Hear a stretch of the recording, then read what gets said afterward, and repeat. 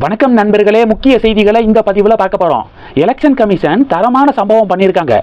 என்னன்னா, அவங்களுடைய அதிகாரப்பூர்வ பக்கத்தில் ஒரு பதிவு போட்டிருக்காங்க. டிஎம்சிஏ உங்களுக்கு தான் சொல்கிறோம், நல்லா கேட்டுக்கோங்க.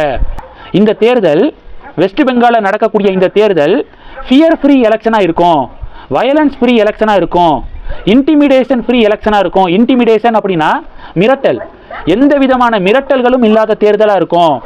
அடுத்து இன்டியூஸ்மெண்ட் ஃப்ரீ எலெக்ஷன். இன்டியூஸ்மெண்ட் அப்படின்னா தூண்டுதல், எந்த விதமான தூண்டுதலும் இல்லாத தேர்தலாக இருக்கும் இந்த 2026 West Bengal election. And without any சாப்பா, booth jamming and source jamming அப்படின்னு எலெக்ஷன் கமிஷன் பதிவு போட டிஎம்சி தையா தக்கான்னு குதிக்க ஆரம்பிச்சிட்டாங்க, கதற ஆரம்பிச்சிட்டாங்க. இது ஒன்று. ரெண்டாவது என்ன பார்க்க போகிறோம்? ரெண்டாவது, பாஜக நியாயமாக தொகுதிகளை கேட்டு வாங்கலை அதிமுக கிட்ட இருந்து. தொகுதி பட்டியலும் ரொம்ப டஃப்பாக இருக்குது, வேட்பாளர் செலெக்ஷன்லையும் கோட்டையை விட்டுட்டாங்க அப்படின்னு நம்ம ஒரு ஒப்பீனியனை ஷேர் பண்ணும்போது, திமுகவுக்கு ஹெல்ப் பண்ணுற, அதனால தான் கூட்டணிக்கு எதிராக பேசுகிற அப்படின்னு நிறைய பேர் கமெண்ட் செக்ஷனில் பதிவுகள் போடுறாங்க. திமுகவுக்கு ஹெல்ப் பண்ணுறதுலாம் என்னுடைய நோக்கம் கிடையாது.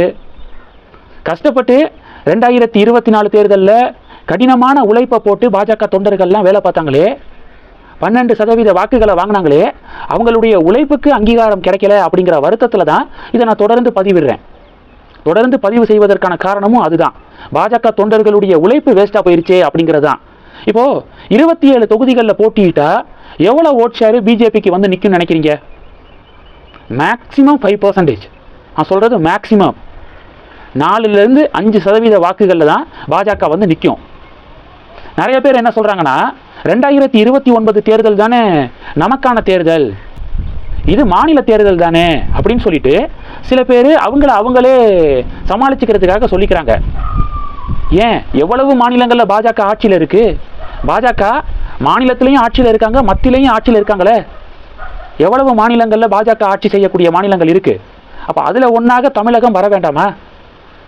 எப்பயுமே லோக்சபா எலெக்ஷன் மட்டும்தான் பிஜேபிக்கான தேர்தல், அசம்பிளி எலெக்ஷனுக்கும் பிஜேபிக்கும் தேசிய கட்சிகளுக்கும் சம்பந்தமே இல்லை அப்படிங்கிற இந்த பார்வையை எப்போ விடுறாங்களோ அப்போ தான் பாஜக அடுத்த கட்டத்துக்கு போகும். அப்போது 12% ஓட் ஷேர் வாங்கியிருக்காங்கன்னா, அதன் அடிப்படையில் தொகுதி பங்கீடு நடந்து தேர்தலை சந்திக்கிறாங்கன்னா, அதன் அடிப்படையில் ஓட் ஷேர் கிடைக்கும். அந்த ஓட் ஷேரை மையமாக வச்சு 2029 அதிமுக பாஜக கூட்டணி ஒருவேளை கண்டினியூ ஆனிச்சுன்னா அதிமுக கிட்ட பேசி பாராளுமன்ற தேர்தலில் நிறைய சீட்ஸை வாங்க முடியும். சில பேர் சொல்கிறாங்க, 2029 தேர்தலில் அதிக தொகுதிகளை பழனிசாமி அவர்கள் பாஜகவுக்கு கொடுப்பாரு அப்படின்னு சொல்கிறாங்க.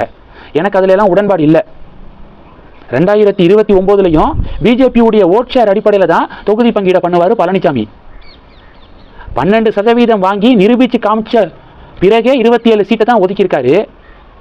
அப்போ 5% அப்படின்னு வந்து நிற்கும்போது எவ்வளோ சீட்டை ஒதுக்குவார் பாராளுமன்ற தேர்தலில்? அப்போ பாராளுமன்ற தேர்தலையும் நம்மளுடைய கை தான் ஓங்கி இருக்கணும் அப்படின்னு அதிமுக டெஃபினட்டாக நினைப்பாங்க, யாரும் விட்டு கொடுக்க மாட்டாங்க.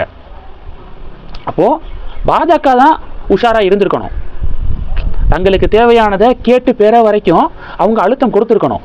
அதை மிஸ் பண்ணிட்டாங்களே நயினார் நாகேந்திரன் அண்ட் கோ அப்படிங்கிறது தான் பாஜக தொண்டர்களுடைய வருத்தம்.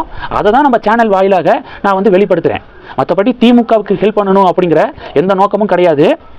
இதில் நிறைய பேர் பார்த்தீங்கன்னா, அண்ணாமலை அண்ணனே அமைதியாக கேம்பெயின் பண்ண புறப்பட்டுட்டார்ல, நீ எதுக்கு தேவையில்லாமல் இதை பேசி கூட்டணிக்குள்ளே குழப்பத்தை ஏற்படுத்துகிற அப்படின்னு லாஜிக்கான கொஸ்டினை சில பேர் கேட்குறீங்க.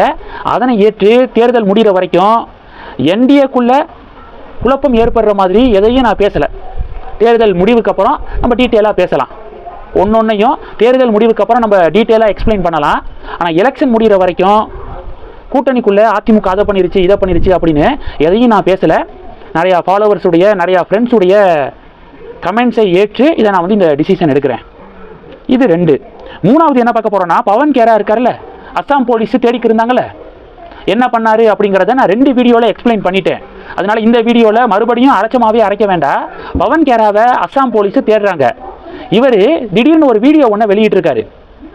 காங்கிரஸ் ஆட்சி செய்யக்கூடிய மாநிலமாக பார்த்து தாவிக்கு இருக்காரு, அப்போ தான் நமக்கு பாதுகாப்பு, அஸ்ஸாம் போலீஸை அரெஸ்ட் பண்ண மாட்டாங்க அப்படின்னு. முன்னாடி பார்த்தீங்கன்னா ஹைதராபாத் போனாரா, அங்கேருந்து ஹிமாச்சல் பிரதேசம், கர்நாடகா இப்படி வந்து ஷிஃப்ட் ஆகிக்கு இருக்காரு. திடீர்னு ஒரு வீடியோ வெளியிட்டிருக்காரு, நானும் எங்கேயும் ஓடி ஒளியலை, நான் ராகுல் காந்தியுடைய சோல்ஜர் அப்படின்னு சொல்லிட்டு பதிவு போட்டிருக்காரு. அதை வெளியில் வந்து பதிவு போட வேண்டியதானே? டெல்லியில் இருக்கக்கூடிய உங்களுடைய வீட்டில் இருந்துக்கிட்டு அந்த வீடியோவை பேச வேண்டியதானே? டெல்லியில் இருக்கக்கூடிய பவன் கேராவுடைய வீட்டுக்கு போய் அஸ்ஸாம் போலீஸ் செக் பண்ணி பார்த்தா அவர் ஹைதராபாத்துக்கு போயிட்டாரேன்னு சொல்கிறாங்க. ஹைதராபாத்துக்கு போய் விசாரிக்கும் போது அவர் கர்நாடகாவுக்கு போயிட்டாரே அப்படின்னு சொல்கிறாங்க. ராகுல் காந்தியுடைய சோல்ஜர் அப்படின்னு சொல்கிறீங்க. பிறகு எதுக்காக காங்கிரஸ் ஆட்சி செய்யக்கூடிய மாநிலமாக பார்த்து ஓடி ஒளியுறீங்க? பொது வெளிக்கு வர வேண்டியதானே அப்படின்னு பாஜக தொண்டர்கள் பதிலடி கொடுக்குறாங்க. இந்த செய்திகள் எல்லாத்தையும் பற்றி உங்களுடைய பார்வைகளை மறக்காமல் கமெண்ட் பண்ணுங்கள். தொடர்ந்து கணக்கில் இருங்க. அடுத்தடுத்து நிறையா பதிவுகளை பார்க்க போகிறோம். நன்றி. ஜெய் ஹிந்த்.